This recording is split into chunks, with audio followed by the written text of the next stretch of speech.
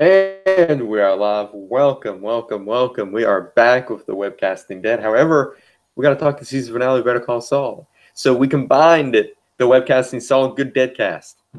Yeah, that's it. Yep. So, Uh-oh.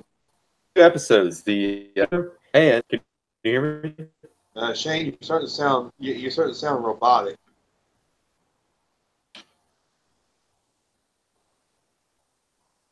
Ah, Oh, geez.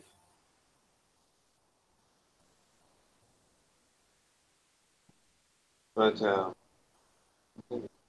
it sounds better. Just keep talking and we'll see what happens. All right. Okay. Season winner and a season premiere of The Walking Dead, a New new beginning. beginning, a New new beginning. beginning. Yeah. Yes.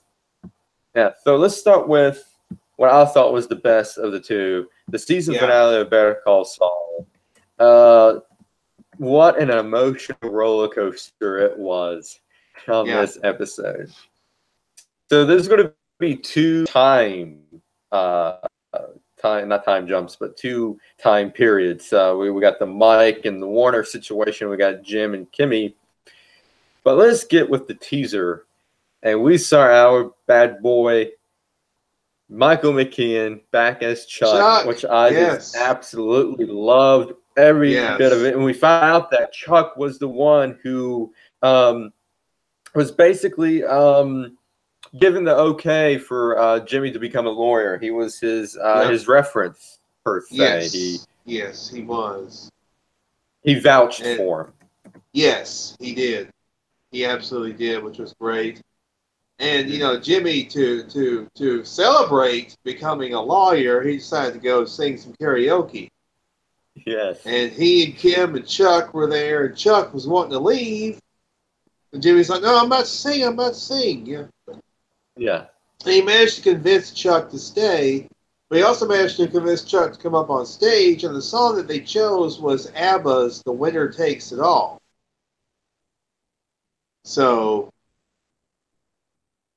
So we see Jimmy, and then he manages to get Chuck up there, and Chuck.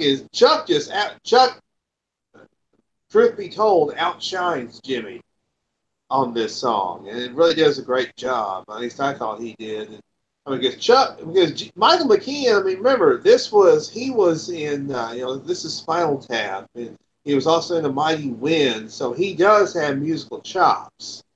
He's got musical chops, so he's able to sing. He's able to play guitar, do all that, which is really great. But I mean, he just blows it away. He was amazing.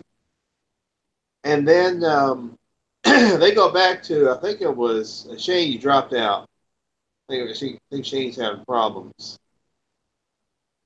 So anyway, they go back to, I think it was Chuck's or Jimmy's apartment, and they're kind of taking it easy. Sorry about that, folks. He's having some issues. So anyway, they go back to, and both of them are laying in the bed. They're both still singing and everything, and they're kind of sleeping, trying to sleep it off because they both imbibed quite a bit of alcohol. Um, so, but anyway, I mean, it was tremendous. It was a great way to start off the episode with Chuck vouching for Jimmy. So yeah, I think he's going to be a great lawyer. Of course, I don't think Chuck believed that. I think Chuck did everything he could to try and keep his brother from becoming a lawyer. Like, well, he didn't really want his brother to become a lawyer. I think we knew that when we watched the show that Chuck was very very hesitant to have a brother for a lawyer, or have a lawyer for a brother. So it was a great way to start the episode, bringing back Michael McKean for the second time this season. Because if you think about it, what happens near the end of the episode is very much Chuck oriented, and the stuff that Jimmy does in the episode is very Chuck oriented. So what happens is, uh, let's see, I wish Shane was here. I wish that he would. Hopefully he'll be back. Maybe maybe his power went out or something. But I'll go out. I'll go over the Chuck's, or excuse me, the Mike storyline first because that really had a. Oh, he's back. Okay. Did you get everything fixed? Okay. Can you hear me? Yeah, I was just covering the I was covering the what do you call it The teaser. the teaser. Mm-hmm. Yeah. All right, I'm back. So I was Okay. talking about Ernie singing the clip. Oh Totally yeah, Eclipse of Your Ernie. Heart. Yes, Ernie was up there too. Yeah, I forgot about Ernie. Ernie was singing. Oh, what was he singing? Total Eclipse of the Heart by That was Bonnie it. Taylor. Yeah, yeah. Bonnie Tyler. Yeah, Total Eclipse of the Heart. That's the one he was singing. Yeah. He was kind of slaughtering it. But when Chuck got up there and started singing The Winner Takes It All, he kind of outshone Jimmy, to be quite honest. Yeah, and it's like it's classic Chuck. You know, he knows that he's better at singing than Jimmy, so he wants to show off. Yep.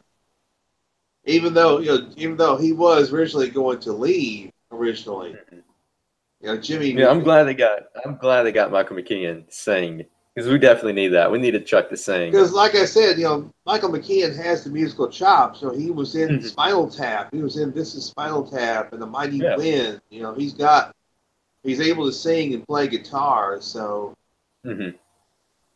so he's very good at that. I mean, he's great at it. Yeah, and after the karaoke session, we see Jimmy drunk, and maybe Chuck was a little wasted too, but Jimmy was the most drunk out of the two. So Chuck, we see Chuck take care of Jimmy back to his apartment, and he put him to bed and everything, and he laid there. He lay there next to him, and they sung the ABBA song. They were still singing it, yeah. Yeah, it was great. And it was interesting about Jimmy bringing up the fact that we need to add another M to HHM, make it HHMM to Howard, Hamlin, McGill. And it seems like, Chuck was a little hesitant about taking that next step for Jimmy to be another partner at HHM. Yeah. I think he was. Yeah, that's what I was talking about when you left. I said, I think we're seeing that Chuck was doing the best he could to try and keep Jimmy from succeeding in that manner. Yeah, and even though he vouched for him. Yeah, I was getting ready to bring that up. He vouched for him. The only reason he vouched for him is because Jimmy asked, and Jimmy and Chuck couldn't turn it down. Right. So, but yeah, I mean, it was pretty cool what happened. As far as the teaser, of course, was great. And I don't think we could have asked for a better teaser than that. That was a really tremendous teaser. To set up this great episode, which was just it was great. So let's see, which storyline should we talk about first? I thought maybe we should talk about the Mike storyline. Yeah, I was thinking that too. I think we should get the Mike stuff because that was just a great way to end it. And we kind of predict that Warner was going to die, and he did die. And boy, did they give him a good death. I thought it was executed properly. It was executed well, especially the shot. But we'll get into more of that. And Lalo is in this, and boy, did Lalo did a 360 on us. The first two episodes we saw, he's all happy and everything, and this Lalo is what's yet to come in season 5. I predict. If this is the Lalo we're going to be in a roller coaster ride next season. But yeah, let's start with Mike and Warner. So Mike is instructing everybody to conduct a manhunt for Warner, and he goes to the travel agent, Fred, and we'll get into Fred, the travel agent. Yeah. For just he made a scene for just a split second on your screen. Fred, you know his name as soon as he comes on the screen. It's like, that's Fred. Yeah. Unfortunately, he meets an Lalo later in the episode. Now, so one thing that happens is we see Lalo watching the chicken farm. Yes, I love that. And I love that. Now, was it just me, or did it sound like he may have been whistling "The Winner Takes It All," or singing it in Spanish? He was whistling something. I'm not sure what he was whistling, but I'm gonna have to rewatch that. So Of course, then he started following Mike. He starts following Mike. And Mike, when we see Lalo, he was basically scouting of what's the trucks coming in and out, and I'm guessing he's writing the license plates down and everything. And we see Gus. So. We see Gus running to the car, and we see Mike and Gus in the car. Classic Breaking Bad, where they have the conversations in the car. Yeah. And Gus, he doesn't say it, but Mike knows that he wants Warner gone. He wants him dead. And just by Mike, he's just this is the turning point for Mike in this episode of what we see in Breaking Bad. Yeah, and Mike tells Gus, for what it's worth, I believe him. That he wants to see his wife. Yeah, and Mike is right to a point, but Warner, he already he already made Mike to distrust him one time, which was in the bar drinking, and he's spewing out the whole lab secrets when he got in hot water for that. He's like he's not on Mike's shit list yet, but he's on his his way there to becoming on his shit list. Yeah. I think both Mike and Gus, they were not going to allow another screw up, a third screw up. There were already two. We had him basically almost spilling the beans in the bar, and then him escaping. You don't get a third chance. He will not. I knew. I thought to myself, most likely he will not get a third opportunity. No. Yeah, Mike even said it. Mike even said it in the episode that I can't trust you anymore. Basically, he said that. But go ahead. The way they did it was really, I thought was really good, though. We'll get to that, the actual moment. But we see, that Mike is still looking for, and he goes to the travel agency where Werner's wife is wiring him money, and Mike kind of puts on some acting skills of his own. He says, I'm his brother-in-law, and I'm concerned about him. We don't know where he is. And he manages to convince Fred to let him see the surveillance footage. So, I mean, and Mike, of course, he's not trying to. He's trying to be as charming as he can. He doesn't. He takes the completely opposite tact from what Lalo does later in the episode.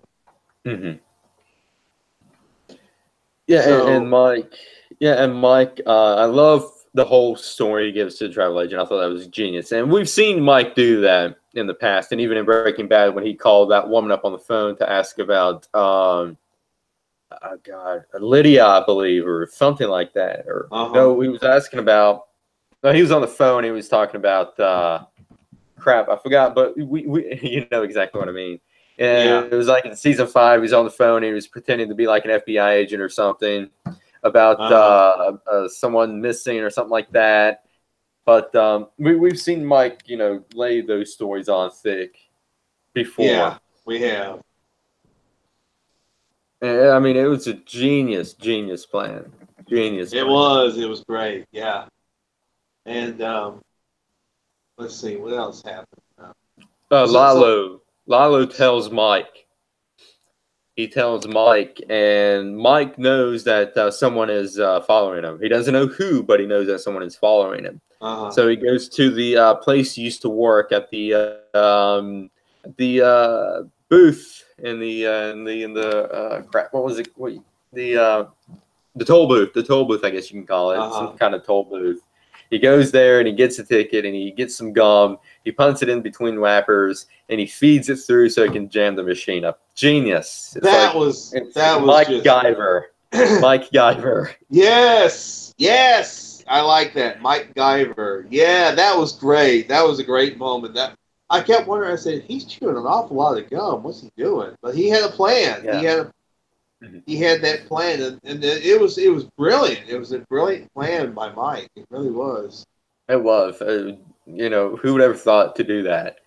I But know. that didn't stop Lalo from ramming the car in front of him and pulling out, which is like, what's going to happen with that? I mean, are they not even going to go back to that, or is Lalo going to go and shoot the dude or something so he won't run his mouth? I mean, it's going to be quite interesting because the whole story is Lalo is beyond safe. He's not like Mike. He's out there and, he rams the guy and just takes off. I mean, the guy's going to call 911, and tell him what happened.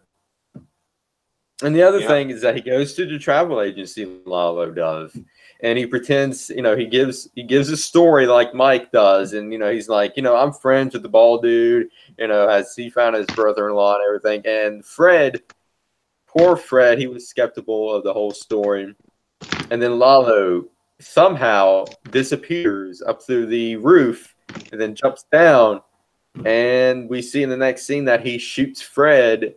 And Fred, man, what a way to go! What a way to go! One of the reviewers that I watched was like, why did Lalo go up in into the duct system? Why did he do that? It didn't seem like something you would see on like Better Call Saul and Breaking Bad. It just did not seem. Yeah, I think they probably did that to make Lalo unpredictable, because I wasn't expecting him to kill the dude at all. Even though they showed where he put the gun in his back pocket, I wasn't expecting him to kill him at all. The thing is that what's the repercussions going to be? Because there's a dead dude there. I mean, what's going to happen? Is Lalo going to take him off somewhere, or what? Yeah. And Lalo finds out about Warner, and he gives him a call at the massage place. And again with the stories, Lalo is like, "I'm one of Gus's guys. We need an update on the lab and the construction of it." And clueless Warner is clueless. And he rambles on until Mike finally catches up with him, and he stops talking. And Lalo knows. Lalo has suspects that it's Mike on the other end. Yeah. So I am. He says, yeah. It's like it's like Lalo's got the phone, and then Mike is on the phone. He says, "Michael, is that you?" And Mike doesn't say a word. He just hangs the phone up. I am excited to see a confrontation between Lalo and Mike. Yes. I cannot wait to see that, because we got the confrontation between him and Gus last week. We didn't see Mike and Lalo face to face, and I hope we get to see that.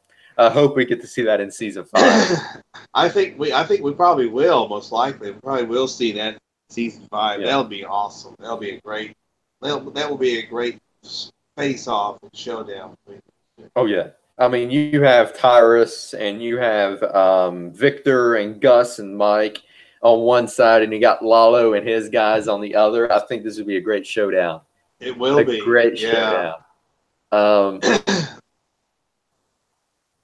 So Mike basically says, we're going, He's telling Werner to come with him. Werner tries to Mhm. explain. He says, "I don't want to hear another damn word out of you." Oh yeah, I love that. I love that scene. It's just great scene, and then we get the epic scene between Mike and Warner for one last time, and it's just like any other scene they had in the previous. Mike is telling him, "Nope, nope, we can't do it. Nope, nope, you're gonna have to man up and accept what's going to happen to you." And Warner has to call his wife and one last time and tell her not to get off that plane and go back to Germany. That he was not in New Mexico at all. That it was just a cover story and all that. And Yeah, that was the final call between him and his wife. yeah. And the thing is, his wife was he had said he wanted his wife obviously to come to meet Mhm. with him, Yeah. but he also knew because Mike basically gave Werner a heads up Hmm. because I think even as cold blooded as Mike could be, Hmm. he also didn't want anything to happen to the wife. He's like, the Yeah. wife is completely innocent in all this. She has Yeah. nothing to do with this. Yeah. Because he knows that if Gus gets Victor or Tyrus to go after Warner, they will go after his wife too. Uh huh. And he knows that Lalo is on the move for him, and something would have happened to Warner and his wife if Lalo got a hands on him. Mm-hmm. And he knows, Mike made the difficult decision to do it himself because he knows that he doesn't want Gus or his guys or Lalo and his guys to do it because then it would just open up more can of worms. Mm-hmm. It was a smart. I think it was a smart play on Mike's part to say, Mm-hmm. "Hey, listen, I'll take care of it." Yeah. And then we got Warner finally accepting his fate, and Yeah. he says to Mike, let me walk out here and see the stars of New Mexico." And I gotta say that whole scene got me teary eyed. It was a lovely, even though there's a death in the scene, it was just one of the scenes. It It was just was, a beautiful, yeah, it drawn was great. out shot It was just scene. It was great. great. Yeah. Yeah, and then we see the pan, and we see Mike, and then we see Warner, and we just see the silhouettes of the two, and then the flash of the gun, and then Uh Warner huh. falls down. It was just so beautifully shot and done. It was great. Yeah. Yeah. I mean, Werner knew. Werner accepted. He's like, yeah, okay, I know, I have to die. I Mhm. realize that. I understand that. But Yeah, he wanted to make sure his wife was safe, and I think Mike wanted to make sure his wife was safe. yeah, yeah. That's why Mike decided, hey, let me take care of this. Hmm. And And then he says that we're going to tell your wife that an accident happened, and we'll yes, make it look like an accident. yes. So at least even as he even as Mike knew what he was going to have to do, he was also Hmm. kind of protecting Werner a little bit and protecting his wife. Hmm. Yeah. I thought that was. I mean, I know Mike would rather have shot himself if it had been under Hmm. other circumstances. He would Hmm. rather have shot himself than shot Werner Yeah. because he liked Werner. He did. He liked Yeah, him.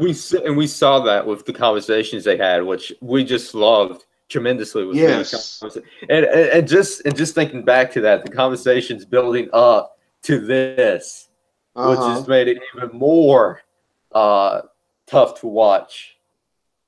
I know. Yeah. I thought they're having these conversations. But I have a feeling Werner's not going to be along for this world. Hmm. And sure enough, that's what happened. So, but yeah, the way they shot the scene with them, the Hmm. silhouettes, and look at the stars and all that. Oh, Yeah, they couldn't have done it better. yeah. It was this episode was written by Thomas Schnauz and Peter Gould, If we did not directed know by. this, if we did not know this episode was not directed by Vince Gilligan, Oh yeah. we would have thought that is like a Vince Gilligan esque type scene right Oh yeah, there. I can 100% picture Vince Gilligan shooting that scene just like that. Uh-huh. He might And this have, was yeah, but this he was just directed by Adam Bernstein. he might have, he might have shadow directed that one scene. You never know, Hmm. because it had all the Vince Gilligan touches. It really did. Yeah. But it was a beautiful scene. It was a great way to end that storyline. But we're Hmm. not done yet, because No, next we see Gus, and we Gail see is Gus back. and Gal. And did you notice the notebook he had in his hand? That's the Yes. exact same notebook Yep, it where was. It Hank was. finds Yep, yep, yep. the notebook that Hank finds and punts Walter White away. I mean, damn, Uh-huh. that's great. Damn, that's great. Yeah. Yeah. Yeah, And so we see Gail. the yeah, so Gale is super excited, like he always is. He's like, man, if we can get some ventilation and maybe some fans and stuff, we can start cooking now. And then Gus, is like, in all due time. Mhm. Gus is kind of pissed off because the lab isn't ready yet. Uh-huh. And it seems to me they have to get some new people in, because I don't know what they're going to do with the Germans. I don't know if the Germans is going to finish continuing the lab, or if they're going to get a ticket all the way back to Germany and never Mm. been here up again. Yeah, good question. So then, Gail is, of course, he's very, what do you call it, optimistic. Hmm. He's happy go lucky. He wants to start right away. You Yeah. know. Then he goes up the stairs. He runs into Mike, and they kind of he just kind of like, ooh. He kind of gets a vibe from Mike. Yeah. And I love that. That's the first scene we see with Mike and Gail. That is Yes. great. Yeah. Epic. Because have we seen? Was there scenes in Break? I don't think there was scenes in Breaking Bad between Mike and Gail. I I don't think they've shared a scene together. I don't think so. I think that was the first time. And then Mike and Gus exchange a look, like, you Hmm. know. He knows what's. It was basically Gus knew what happened with Warner. It was like, Hmm. yep, all right, good. Warner's been taken care of. Yes. So, but see, that right there represented kind of the death of Mike as Hmm. just a normal schlub, as just a normal everyday guy. Yeah. I mean, obviously he still cared about his granddaughter and his daughter-in-law and all that. That there's that side of Mike. That side was not changed. Hmm. But now, Mike is a cold-blooded killer. Yeah. I think this was Yeah. his And this first. is. I think that was his first job, killing someone. Yeah. Well, we did see we did see way back in season 1 where he killed the two cops as revenge for killing Oh his yeah, son. right, Uh, yeah, but that but that kill that kill right there is completely different from what he had to do with Warner. yes, In season 1, episode 50, I believe it was the episode. Um, he killed in revenge hmm for his son, because he yeah, found cops that killed his son, so he did it as revenge. And this scene with Warner, he did it as the favor to Gus, uh-huh. because that's what Gus wanted, was for This Warner was to die. Warner. Warner was his first contract kill. Yeah. Warner was the first contract kill for Gut for Mike. So it's historical in that context. Obviously, Hmm. it's very Yeah. the fact that it's his first contract kill. Hmm. But that storyline, I mean, they could have given us a whole hour of that, or hour and a half, and Hmm. Yeah. that would have been pretty great. Now, I wonder, since it's been teased between Mike and Lalo, I wonder if Lalo is going to be the next one for Mike. Or Good since question. Lalo is a Salamanca, I wonder if Gus would do it himself. Oh, I don't know. because we know that Lalo died. We know that he has to die because he's a Salamanca, and we have that whole Gus getting revenge back to Hector. So what better way to get revenge is to kill Lalo. So Lalo's he's going to die in season 5. I'm calling it right now. But by who? Is it going to be by Gus? Is it going to be by Mike? Is it going to be by Tyrus or any of other Gus's guys? Yeah, I'm wondering too, because I'm wondering, we're gonna have to wait about a year. That sucks for the next season. Yeah. Yeah, and there was some talks about having season 5 broken down like they did with Breaking Bad, 20 episodes, 10 for the first half and 10 for the second half. And I wouldn't mind that. No, I wouldn't either. Especially since we're starting the new storyline, the new chapter for Jimmy. Yeah, the new chapter for Jimmy, which we're going to get into. Yeah, so I think we covered all of Mike's storyline. Oh, so good, so good. It was so damn good. I loved every second of it, and man, that got me teary-eyed between Mike and it was like, man, it was like it basically. I have to compare. Basically, Warner was like Gale. Gale was the mercy killing for Jesse because Gale was the cornerstone of Gus's operation, and if so that Walter died, so that when Gus kills Walter, Gale can take over. And this is Mike's mercy killing for Warner because it was either a damn if you do, damn if you don't situation. Yeah, that's true. But it was so good. Just the writing, the directing. Oh. Yeah. This was, like I say, they could have given us an hour and a half of that. And I mean, this is that whole storyline with Mike and Warner is like Breaking Bad. That could have been in Breaking Bad. It could have. Yeah. It was, oh my gosh, so good. Mm-hmm.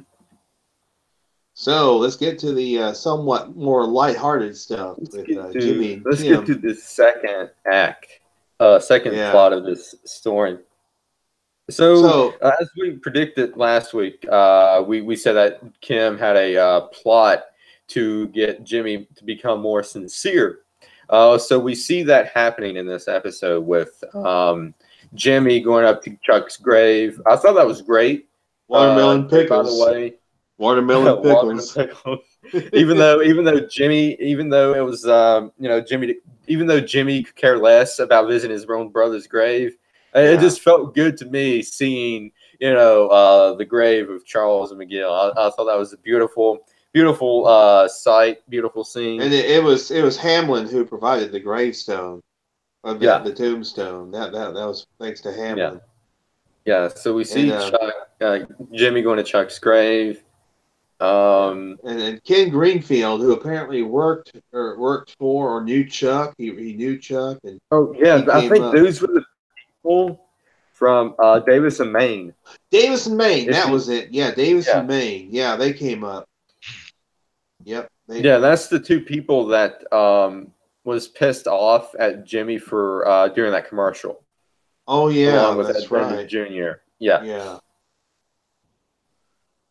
And then he goes back to the car and he's drinking some coffee, eating a bear claw. Yeah. And remember, it was on the exact the exact 1 year anniversary of Chuck's death. That's what. Yeah. So 1 year. It was pretty well what you might call it was something that I'm sure that Jimmy and Kim planned it that way. They're like, hey, let's do this on the anniversary. So it was I think it was brilliant strategy on Jimmy on the part of Jimmy and Kim. So Yeah, and then we see Jimmy hosting a dedication for a library to be named after Chuck at Yep. HHM, and we see Yep. Howard Hamlin back, and he says to the camera that HHM is back, whatever that means. Yep. Yep. That's So, true. He did say that. Now, is it just Hamlin being a good PR person and lying to the camera? Or is it really back? I think we have to wait until season 5 to Yeah, that's what see I'm wondering too. what's going to happen with that. I think it's just Hamlin being a good PR person and lying to the people. I don't think HHM is back. No, but we did see Schweikart. He was there as well at the dedication. Oh yeah, we did. Yeah, so big scene with the Schweikart and a whole bunch of other people, so that they can be at this party and this dedication ceremony of the library. And we find out that Jimmy was the one who donated most of the money to build that library, and it was like what, $23,000? $23,000, yes, that's right. $23,000. And we see Jimmy, kind of pissed off, saying, "I spent $23,000 for this, and I can't even go and eat because he liked those. He said, "I like those little hamburgers," and Kim said, "No, now you remember, you're too upset to eat." Yeah, and then I love, and I was, this got me to think that this whole plan, is kind of similar to what Skylar did in Breaking Bad, where she had all the bullet points listed of Walt. And she had everything scripted and everything. It reminded me of that. Yeah. But I love how the writers, throughout try to make Jimmy sincere. Jimmy was so insincere throughout that whole thing. He didn't care about going to Chuck's grave. He didn't care about, him dedicating the library to Chuck. He didn't care. And the writers did a great way to everything in Jimmy's power to make them look sincere. He had his back. He had his back turned. Everybody thought he's crying and he's upset and everything. He's there smoking. He's there smoking a cigarette. Yeah, I mean, it's like, he's supposed to be sincere, but he's doing the most insincere things ever. Yeah. Going to, after leaving Chuck's grave, he goes to Kim. Eats a bear claw and drinks coffee, and not even shedding a tear. Yeah, I know that was just tremendous. So obviously he wants this plan to work. Obviously, he's trying to. He's trying to make. He wants to make sure that the board sees what he's doing. The review board. And speaking of board, we do see where Jimmy is part of the Charles McGill Scholarship, I think it was called. I love this part too. Because we saw in, I believe in episode 2 of this season, that Hamlin wanted Jimmy to be a part of the board of Charles McGill. And Kim responded with, Chuck would never want him on that board anyway. But we see that happen. We see him on that board.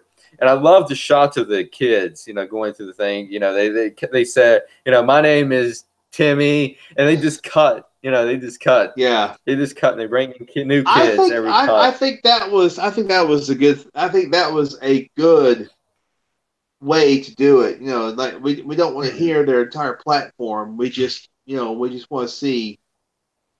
Yeah. What the scholarship is all about. Like. Yes. Yeah. See the process. We don't want to hear the kids' story. I also like Jimmy kind of gives Chuck's portrait a kind of a sideways look.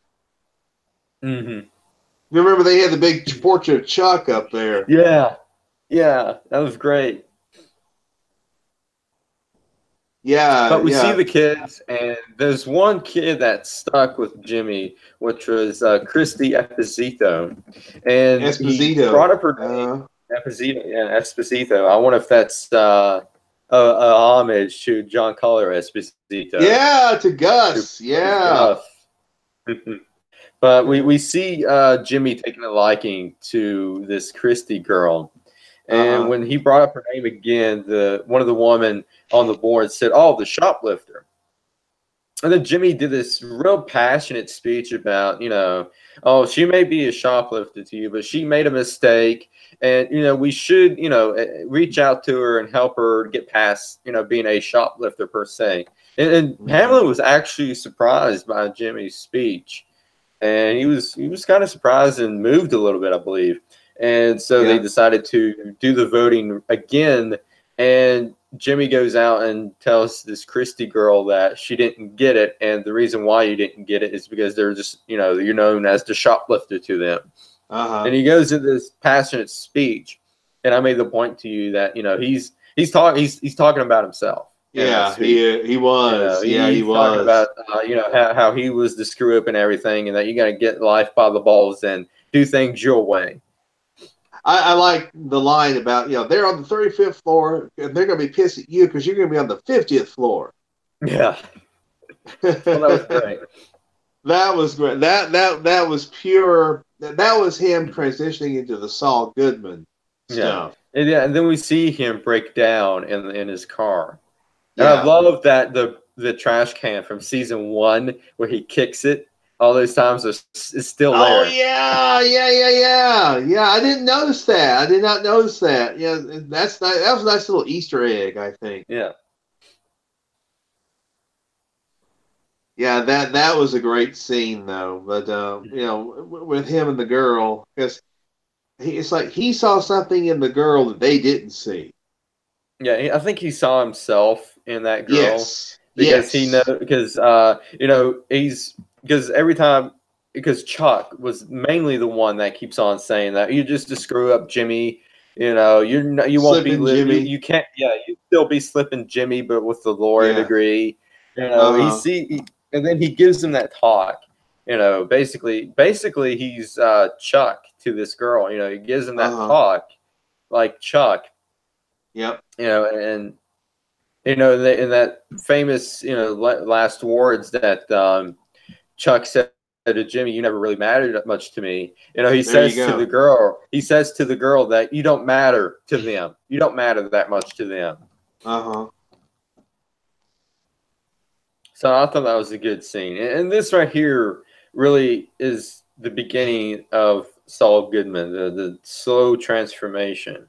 Yeah. And after that breakdown in his car he's Saul Goodman. After that breakdown, he is Saul.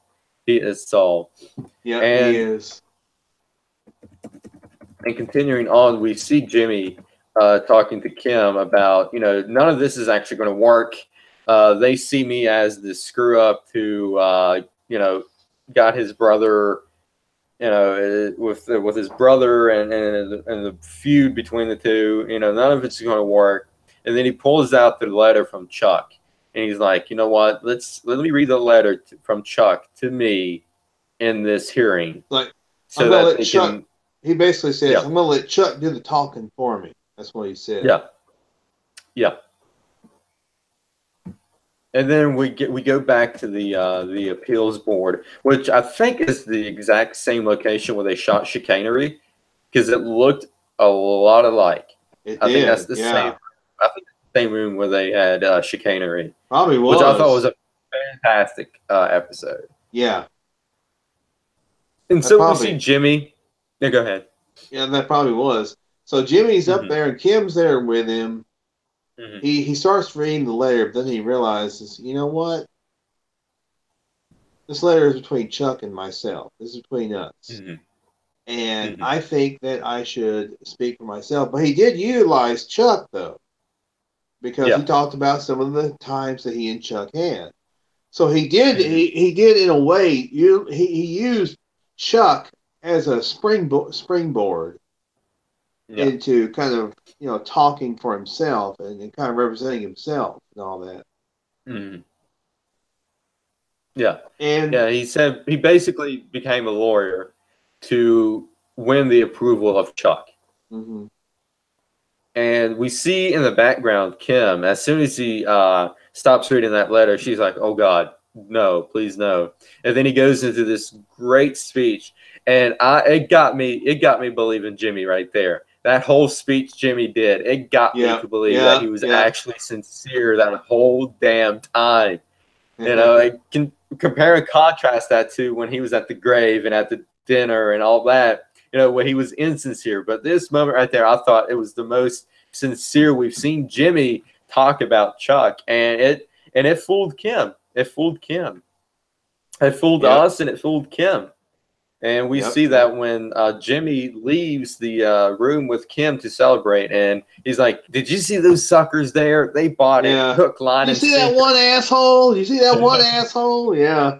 Yeah, Uh-huh. and we see in that classic Saul Goodman Oh right yeah. there with Jim and Kimmy. And Kimmy is taken aback by that. She thought that he was sincere that whole speech. And Jimmy had thought that Kim might have been in on the whole thing, but no, she was not. She thought he was sincere that whole time. She did, yeah. And then the woman comes out and says, "We have some good news." And he says, Hmm. then he basically says, well, and of course he was excited about, he was happy about that. Yeah, he knew But that. then, Yeah, and then we got the whole.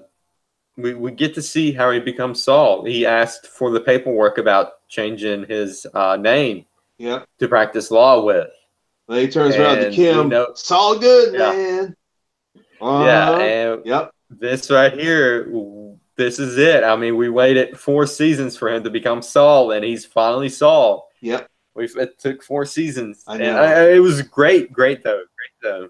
Yeah. It was. It's like, this is the way he finally becomes Saul Goodman, right here. Yeah, this is the turning point, and Yep. this whole episode was turning points. It was the turning point for Mike, and it was the turning point for Jimmy to become Saul. Yep. It was. And it was just brilliant. It was just, the whole episode was Hmm. brilliant. The entire thing, it Yeah. was just great. Hmm. And it was a great way to end the season. The season was pretty great all on its own, Yeah. and the way they ended it, they couldn't have done. Absolutely. Yeah. I mean, They could not have done a better job of ending the season than this. mhm. Yeah. Yeah. I loved every. So let's give our favorite moments of the whole season. One favorite moment of mine is the is Breathe, episode Breathe, with Gus punch the bag on the guy's head and suffocate. I thought that was a great scene. I love that. Yeah, it Um, was. And that was tremendous. I mean, that was, because yeah, shot, done, and all that. yeah, I mean, we don't see Gus. It's like we didn't see Gus do his own dirty work all that often. Hmm. But he does his Hmm. own dirty work for that particular, in that episode. He's like, Yeah. I mean, it was great. I mean, I thought it was tremendous when he did Hmm. his own dirty work. Yeah. He got his own hands dirty. Yeah. Another scene I have to say was favorite had to been the teaser. I think for episode 5 when we flash forward into Breaking Bad territory and we see. Uh-oh. Oh, we lost Shane again. He's having some trouble. I think I know what moment he is referencing in the episode Quite a Ride. At the beginning of the episode Quite a Ride is when we see Saul in present time, or in Breaking Bad storyline time. He's with Francesca. He's shredding all his papers. He's getting all his money together and everything. He's getting ready to. This is after. This is after. Well, this is before he goes to the cleanup guy, Ed, and he actually. He's getting ready to go. He says he tries to give Francesca a hug. He says, "Quite a ride." And that was a great moment. I know what moment he's talking about. Yeah, I know what moment Shane was alluding to. that was a great moment where they kind of fast forward a little bit into Breaking Bad during the Breaking Bad timeline, the timeline for Breaking Bad. And then, of course, also one of my favorite moments was the very beginning of the season when we had Gene. You know, Gene is getting out of the hospital and he's about to leave, and the receptionist accidentally puts in the wrong like puts in one too many numbers or something like that, and kind of messes it up and thinks, you know, wait a minute, are you so and so? You know, because she wants to verify that he is who he says he is when he was Gene. And I'm trying to remember what the last name was. I think it was Pilchick or something like that. We got the last name of Gene, which is Saul's new identity, which was pretty cool. And then, you know, we see Gene or Saul can't get a cab, and somebody's in the cab, and the eyes look very familiar. And Shane and I thought maybe it was Hamlin, that Hamlin McGill had fallen apart, and maybe he moved to Omaha because he did have an Albuquerque Isotopes air freshener in the cab. So obviously he was somebody from Albuquerque, and we thought his eyes looked like Hamlin's, so we thought maybe he was Hamlin. But it'll be interesting to see if they reveal that yes, that was Hamlin when they come back next year. So I think another great moment was, in my opinion, another great moment that happened this season was when one of my favorites is, of course, what they did for Huel.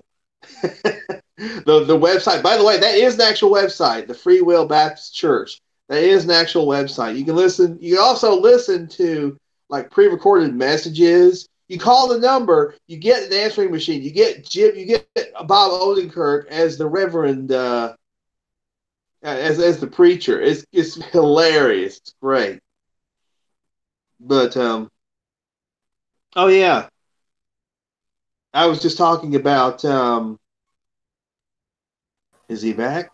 Okay, I think he's back. Can you hear me? Yeah, I was just telling about a couple of my other two of my favorite other moments. I know what moment you were alluding to. You were talking about when they kind of flash forwarded, Mm-hmm. and it was he and Francesca. Yeah. Yeah, that was the Quite a Ride episode. And also, like I say, the stuff with Huel, the stuff they did for Huel, that was great. Yeah, that's my favorite moment with Huel and the whole Miracle on 34th Street plan with Huel. yes, that was tremendous.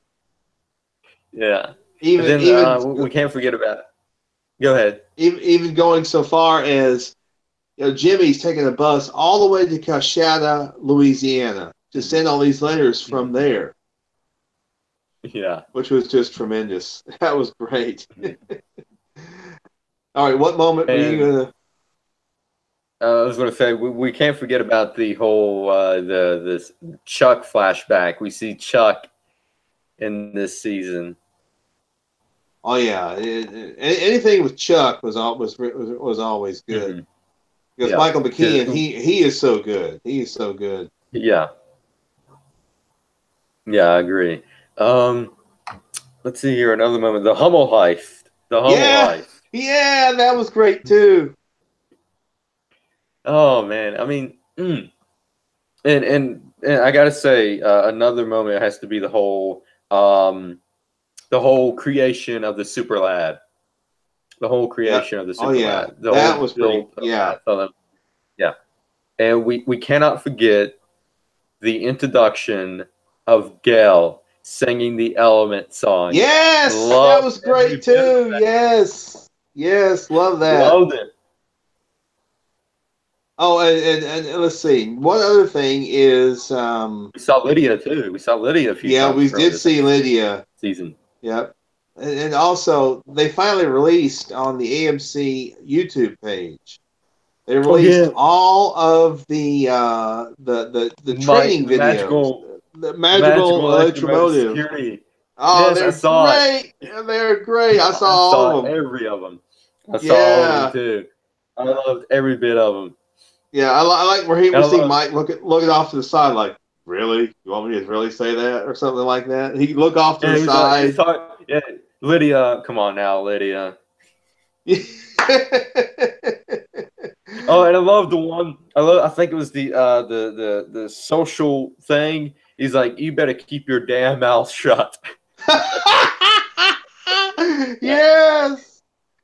Keep your damn mouth shut.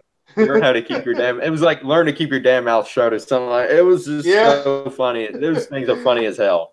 Oh, I know. They were great. Just like we had last year, we had the Los Pollos Hermanos training The videos. employee training videos. Employee training Yes, I videos. And love this, those. I like That when was Mike great. says, I like when Mike says, okay, we're going to show you this through a cartoon. Here's another cartoon. Yeah, They it's could like do they could do a whole year of those once a week, and I would definitely be watching just of yeah, Mike. yeah. I would like no. I like them to branch out. They did Los Pornos Hermanos, did the magical. I like to see something with Hamlin, yeah, like HHM training or something like Yes, that. I think that would be great. And that they would need to be do great. something with Saul. Maybe do some commercials Yeah, with Saul again. some I new think those are commercials. yeah, some Yes. new Saul commercials. I mean, this is just it's just great stuff. What they do with where they kind of where they have they started that last season, the third season with the Los Pollos Yeah, Hermanos, and then this yeah. year And was if you the watch. Madrigal. Mhm. And then if you watch both series and you watch those cartoons, humongous Easter eggs in those cartoons. Yes, A lot of Easter eggs absolutely. in those Yes. In one of the Madrigal ones, we see Vince Gilligan and Peter Gould. yeah, we see Walt and Jesse in there too. Yep, we do. Oh, that was just hilarious. Yeah, Yeah. those are great. Yeah, if you yeah, for those of you, if you go on the AMC or go on the AMC page on YouTube and look up Hmm. Madrigal Electromotive. Yeah, I think there's 10 of them There's 10 total. of I those. think there's 10 of Also, them. those Yeah. Pollos Hermanos, they're still there. There's 10 of those. Yeah. Oh man, I hope they do that next season, man, with Saul and new commercials for Saul. I think that'd be great. Yep. Or as you mentioned, Hamlin, and McGill would also Yeah, be they a good definitely one. need to do something with that, you know. Oh, geez. Let's see here. So other key points this season, which I love the whole Hector. We see him get the bell. I love that. Oh, I know that. Yeah, the how he gets the bell Yeah. I mean and we knew you called it. You called it. You said he was going to get Oh the bell yeah. from Lalo. This is great. Great. Oh man. Let's see here. Some other highlights this season. I think that's like the main highlights that we've had this season. Yeah. Let's see here. I'm trying to think of any other good ones. Nothing at the top of my head right now. I think we covered all the big plot points and highlights that we had this season. So going into season 5, predictions and what do we expect? Um,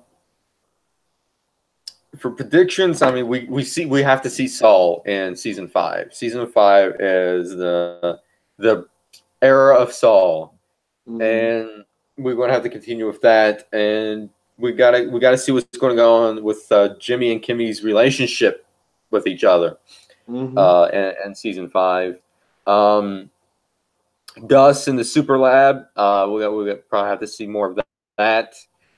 Gus's feud with the Salamancas. We'll probably see more of that. We got to get Walt and Jesse in there somehow. Walt and Jesse's got to be in there in season 5. Yeah, definitely. Now, of course, we got to see more of Lalo for sure. Oh yeah, Lalo. Yeah. He's I mean, another highlight, and oh even though he yeah, was in Tony 3 Dalton. episodes, he was still another highlight. I know Tony Dalton is just he kills it in that role. Gosh, he does a great job. Mm-hmm. He does a tremendous job. It's just wow. Yeah. I mean, this is a character that we only heard about, on Breaking Bad, Mm-hmm. along with Nacho, but now we see him. It's like, whoa. Yeah. And if we and what we saw in this episode last Monday is what we're going to get in season 5. We got to hold on to our asses because Lalo is going to be badass to the bone. Oh yeah. Oh man, I am thrilled about Lalo and where he's. And weirdly enough, Nacho was not in this episode for some reason. So we're going to have to see what's going to go on with Nacho. We expected that Nacho would die in the end of the season, but he did not. And we was hoping that he wouldn't because there's so much more potential storyline with Nacho and Gus and Lalo. So we kind of called it that it's going to go on to season 5. Uh-huh. I thought it was great. Mm-hmm. The interaction between Lalo and Nacho. Mm-hmm. I thought that was tremendous. Those two were a great team. I'd like to see them, kind of team up more, a little bit more. Yeah, and I got a feeling that in season 5, that's when Nacho is going to get the axe. I think not Lalo is going to figure out that he's playing double duty between him and Gus, and that he's Gus's informant, and I think that is what's going to be the turning point of Lalo and Nacho. Yep, very well could be. Mm-hmm. So tremendous season of Better Call Saul. Yeah, I I think I, I, this. Go ahead. I think it's a great season. It's my second favorite season next to season 3. Season 3 became more Mm-hmm. Breaking Bad-ish, and Mm-hmm. yeah, I still say season 3 was great, but season 4 is a close second. Yeah, yeah, I completely agree. I agree 100%. Because All right. we saw more of the Breaking Bad influence on season 3. Yeah, and transitioning into season 4. Yep. All right, so I And think we covered and Saul. Jonathan Go ahead. Banks, does it get any better than Jonathan Banks as Mike? Yeah, Does it get any better? yeah. Oh man, I am happy. I cannot wait to see some more of the Mike in season 5. Mm-hmm.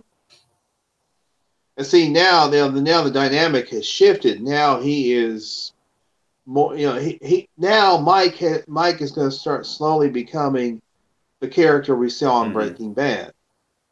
We're going to Yeah, see we're going to see more of the Mike from Breaking Bad in season 5, I think. yeah, I think so too. Let's see here. So yeah, I think we covered everything in season 4 in this episode of the season finale. So let's get into The Walking Dead. Yeah. Yeah, It was so an okay season it premiere. was a I good wouldn't say it episode. was I wouldn't call it great, but I mean it was Yeah, I wouldn't okay. call it one of the best. It was okay. I didn't find I think it was kind of slow in the beginning, and then it really picked up next to the I end. like the end. I like what happened near the end. The Yeah, whole yeah. Maggie, Gregory, Earl thing. Yeah, Hmm. I did like that. Yeah, I did, however, like the beginning, a little bit of the beginning where the run, where they go to the museum, and I love the whole sequence of the glass floor, and then Oh you can yeah, see through the glass, and you see the zombies walking around in the basement, I believe. I thought that was a great visual, it great visual. was. So let's go ahead and get started into The Walking Dead. So we get a humongous time jump, a year and a half. It Yeah, opens up a year and a half ever since the end of Negan's reign of terror. And we see everybody, working together, rebuilding civilization. We see Sanctuary working with Alexandria, with Hilltop, with Kingdom, with I don't believe we see Oceanside, but I know all these. We saw the girl from Oceanside. She was with them. Yeah. I forget her name though, but she was there. Mm-hmm. I forgot her name too. But yeah, we do. Cindy. Yeah, and then we saw Judith. Yeah. Oh, little Judith, she grew up, and she drew Carl. Oh, she drew Carl. Oh my goodness, she drew Carl. It was so adorable. And she drew Rick. It was so freaking adorable. She said, "My daddy's grumpy. He got a big tummy." Mr. So Grumpy Face. Grumpy Face, yeah. Yeah, that was great. Michonne, I think the actress that plays Michonne, I think that was an actual laugh. And she laughed so hard at that because it was so damn funny. I think so, yeah. Denai Guerrera, yeah. Yeah. Who was in Black Panther and the Avengers movie. I've not seen either one of those yet. The new Black Panther. I have not seen it either yet. She was in both of those. I heard some good things about it. She's in both of those. Yeah, I heard good things about Black Panther and Avengers 2. I mean, it's actually the third one. My mom's getting me the Blu-ray of that for Christmas. The Avengers Infinity War. Yep. Nice. Oh, let's see. But we also see Jesus, and he's practicing, killing walkers. He's teaching Aaron how to do it. Aaron is one of my favorite characters on the show. I like Aaron. I'm wondering, since Jesus is also gay, I'm wondering, is there a relationship? Perhaps is there going to be a relationship between Jesus and Aaron? It kind of looked like that in the beginning of this episode. It kind of looked like that. But from what I understand is that Aaron may be killed off, from what I've heard. That's from what I've heard. I heard that Aaron may be killed I love off. Aaron. I like Aaron. He's good. Ross Marquand is really good. Spoiler alert. Have you ever seen Ross Marquand's impersonations of other celebrities? I have not. Oh, he is good. He's really good. I saw a video where he did impersonations of other celebrities. He sounded just like them. I gotta check that out. I haven't seen that. He's really good, yeah.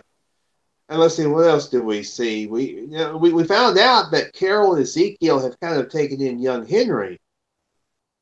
We did find that out, and we see that it seems like we have a blossom relationship between Carol and Ezekiel. Yep.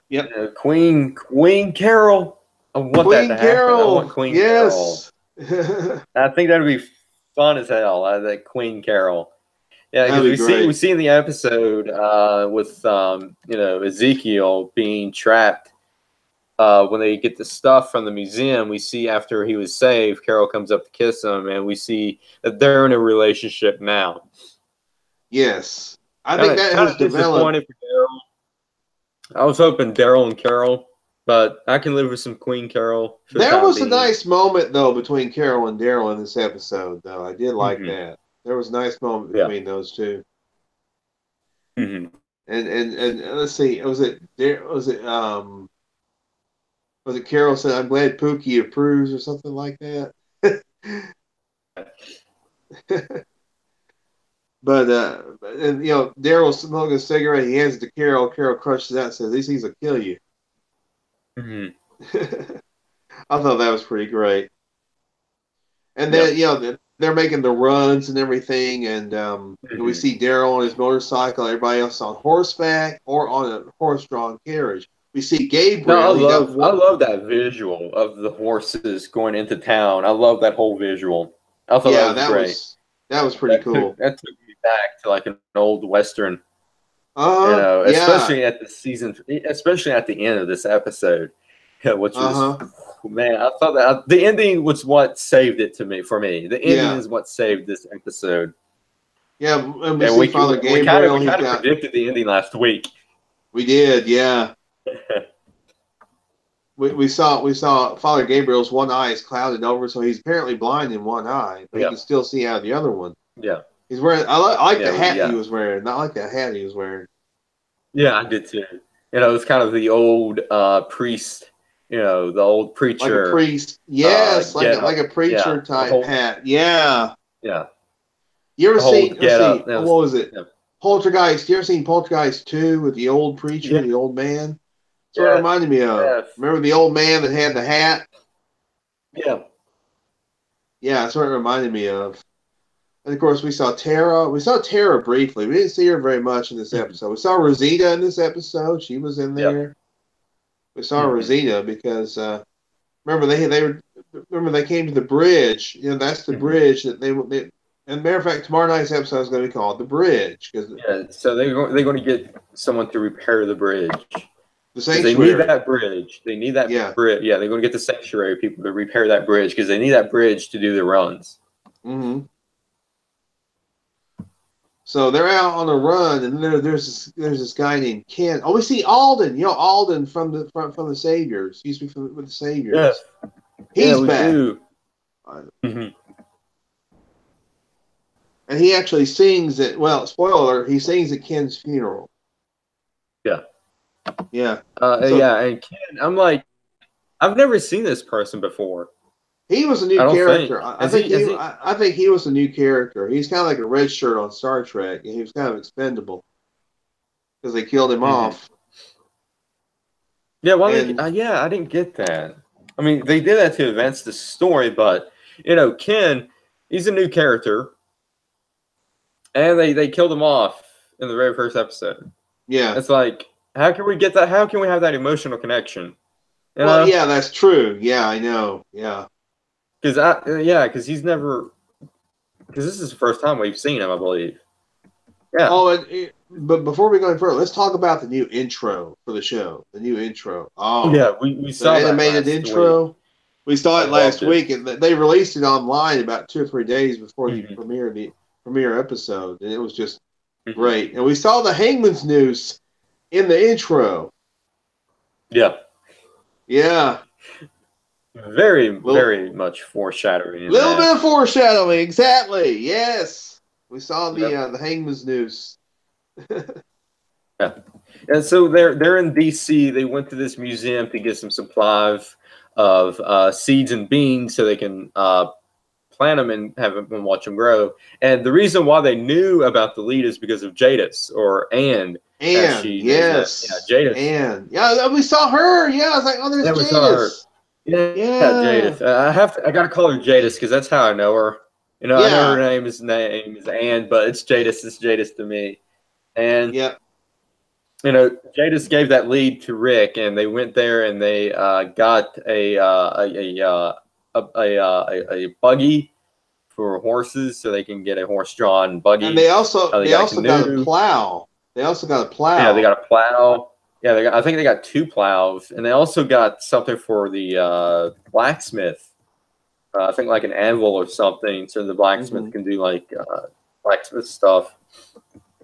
And while they're getting the stuff, like I mentioned earlier, this great visual of the glass floor, and we see through the glass, and we see the walkers, just walking around on the bottom of the glass, and it's like, I kind of figured that glass was going to break, and the glass broke.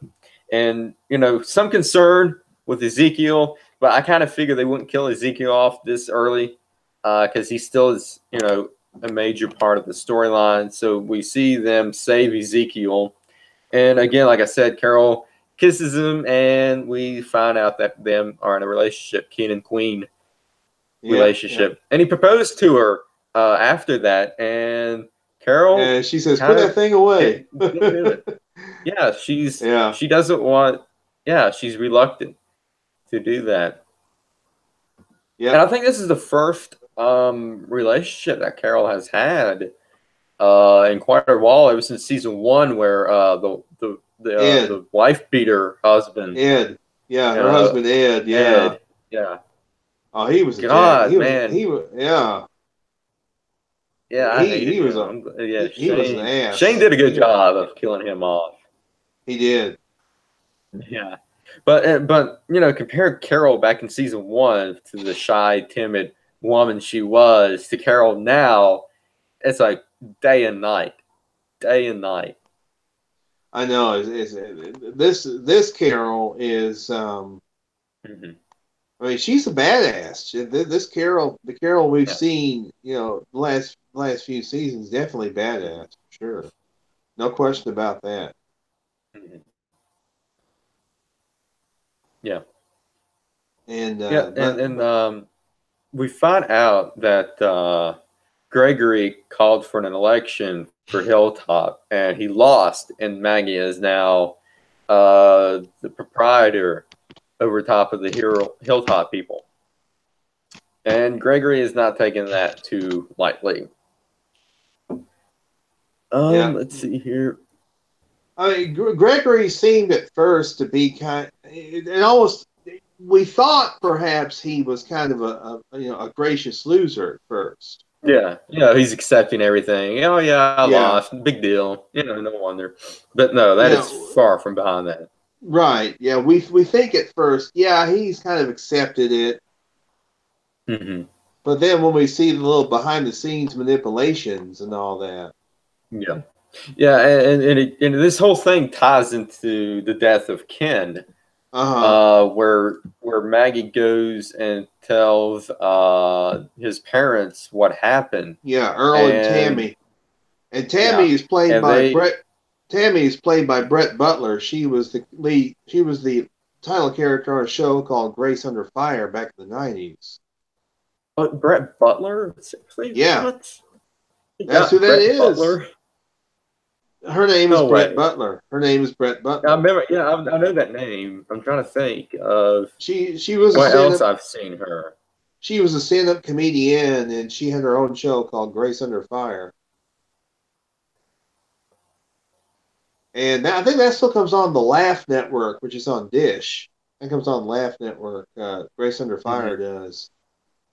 But it was a show back in the 90s, and yeah, she played the mom. She played Ken's mom, Tammy. And apparently, in this storyline, Earl was a recovering alcoholic, Mm-hmm. and it's like he didn't want to drink any of it, but his wife never agreed not to. His wife is not a recovering alcoholic, so she was able Yeah. to take a drink or two, Mm-hmm. and then she just kind of goes to sleep, and she's up because she's upset over her boy. And then we have Yeah. Gregory, of course, planting the seeds, like, oh, look what she did to your boy, and all this. I Mm-hmm. mean, Yeah, and this if just I was the leader, he would have never been out there. Yeah. yep, yep, yep, yep, yep, yep. Exactly. I mean, he was manipulating things behind the Mm-hmm. scenes, Yeah. which we see eventually that he manipulates Earl Mm-hmm. into trying to kill Maggie. Yeah. But what he does is he manages to make a distraction. Mm-hmm. He causes a distraction by saying, "I think somebody just created Glenn's grave." Oh, that low of Oh, him. That was so low of uh huh, him. Oh my god, yeah, that pissed me off so much. That yep. pissed me off so much. Now, of course, we I was do like, find out. We do find out that Maggie did have mm-hmm. her baby. His name is Yeah, Herschel. Herschel yeah, Reed. yeah, Baby's name is Herschel. Yep. yeah. It's the name Which from I. her late father, Yep. Herschel, way back in season. What, he died in season 4, I believe. Yep. Season 4. It was the mid-season finale of season 4. Yeah, he was decapitated by the governor. The governor. Yeah. And in the meantime, the sanctuary or the foundry. They're calling it the foundry now. Mm-hmm. There's some problems there because there are some individuals who are part of the sanctuary who are still. Somebody writes, "We are still Negan" on the wall. Yeah. We never find out who it was that wrote that, but somebody writes Mm-hmm. down on the wall. Mm-hmm. Yeah, I think we probably see who will. We will see who wrote that later in the season. Mm-hmm. I think we'll see that. Uh, And Daryl decides he decides he tells Rick, my skills are kind of wasted here. I'm more of a field guy.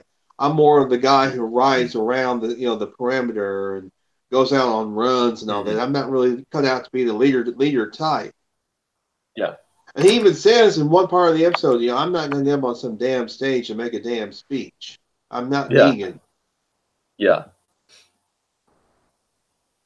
yeah. And So we see the frustration of Daryl, and I agree with Daryl that he's not leadership material. He's not the type of guy who's like Rick and can yeah, control these people. And which is going to be shocking to see who's going to take over when we know that Rick is going to die this season. He's going to be what, the fifth episode, probably the sixth, it because is this the fifth. It's the fifth episode. Matter of fact, let's just talk about that. The fifth yeah, episode of this season is going to be called "What Comes After," and hmm we know this. Directed by Greg Nicotero, written by Scott Gimple. Boo hiss. Yeah, we're not. yeah. Scott I'm not Gimple. a Skipple fan. No, and we know that three individuals have been confirmed to come back, probably in a hallucination sequence. It'll be John Bernthal as Shane Walsh, Scott Wilson as Herschel. I think it was his last role before his passing, because R.I.P. to Scott Wilson. He passed away last Saturday, and we didn't even realize it until after we were finished with our show last week. So R.I.P. to Scott Wilson. He was great. He was in the movie In Cold Blood as Dick Hickok. He was in the film version of In the Heat of the Night. He was in a lot of stuff. He was also in the movie The Right Stuff. He was in that movie also. I think we lost Shane.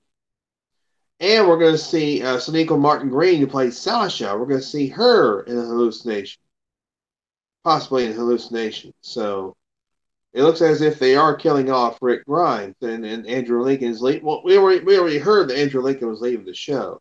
Now, Lauren Cohen is going to be only in a few episodes this season, but it's been confirmed she will be back for season 10. So she's not being killed off. She's just leaving for a little while, because Lauren Cohen has a role in the show Whiskey Cavalier. She's a lead role, as a matter of fact, on this new show called Whiskey Cavalier. And she is going to be splitting her time between that and The Walking Dead, because they apparently showed the pilot and they picked it up. ABC picked it up, so she's going to be on that show. So we won't see. We probably won't. We'll see Maggie for a few more times this season, and then she'll be gone. And then they'll bring her back next season. So Lauren Cohen, she's still with The Walking Dead show, but she probably won't be in as many episodes. So anyway, um, there's trouble at the sanctuary. There's a nice moment between Carol and Daryl, where Carol or Daryl is lighting up a cigarette. He starts smoking. He hands it to Carol. Carol takes it, throws it on the ground, crushes it out, and says, "These things will kill you." I thought that was great. So what happens is she volunteers and she tells Daryl, hey, listen, I'm going to take over here. I've already told Ezekiel that I'm going to take over for your. Oh, I'm going to take over for you and be the leader here at the sanctuary. Now, at the sanctuary, they're having a hard time growing crops at the sanctuary or at the foundry. So that's why Rick and the rest of them went and got the seeds, thanks to Ann/Jadis's tip, and they're going to try and grow some crops at the sanctuary, because the sanctuary, they're running low on food and they're borrowing food from the hilltop, and that's putting pressure on Maggie. Maggie's like, I cannot afford to keep feeding these people and giving them the stuff that they need. So Maggie and Rick have a meeting, and this is after Gregory. By the way, yes, Gregory does try to kill Maggie. He uses Earl, because he says that Glenn's grave was desecrated. So Maggie goes over there with Herschel in the stroller, And Earl comes along, and Earl knocks the stroller over, and poor Herschel is crying and starts trying to kill Maggie. Maggie eventually, I think Alden and a couple of other guys show up, and they grab Earl, and we find out it's Earl. And then, of course, Maggie realizes, oh, yeah, this is Gregory. This is Gregory all the way. So she goes, confronts Gregory. Gregory tries to act all innocent. Maggie's like, we're tired of this crap. All this crap you're pulling, all this crap you've pulled in the past. I know you put Earl up to this. So, um, so Gregory makes the attempt to try and stab Maggie. Maggie manages to overpower him and puts the knife up to his throat. So Gregory, you know where this is going. You know where this is going. Gregory's about to get his. but the next scene is Rick meeting with Maggie during the next day, and now Maggie decides she's going to do this after nightfall. But what they do is Rick wants to have the bridge rebuilt. So Maggie says, "Okay, I tell you what, Sanctuary can have our food, can have some of our food and supplies and all that, if they agree to rebuild that bridge." And Rick is going to try and convince the Sanctuary or the Foundry to help rebuild the bridge, the one that we mentioned earlier. We mentioned that the bridge was out, and we don't know how the bridge collapsed. I mean, did someone blow the bridge? I mean, what exactly happened? I mean, how did it happen? Or did a bunch of walkers just walk over it, and then they were all stomping their feet so hard that the sheer physics caused the bridge to collapse? We really don't know. Or maybe the Whisperers has something to do with it, because we know we're going to see the Whisperers this season. That's already been confirmed. We are going to see the Whisperers, and there might be a few casualties as a result of the Whisperers. One of them, and I don't want to tell stories out of school, but one of the casualties might be Ezekiel. We might see Ezekiel beheaded and then have his head put on a pike as a warning. Don't mess with the Whisperers. I don't know if that's going to happen to Rick or not. I hope not. But anyway, the meeting goes. We see Rick holding Herschel, and it's just really nice to see him holding Herschel. Because, but Maggie's like,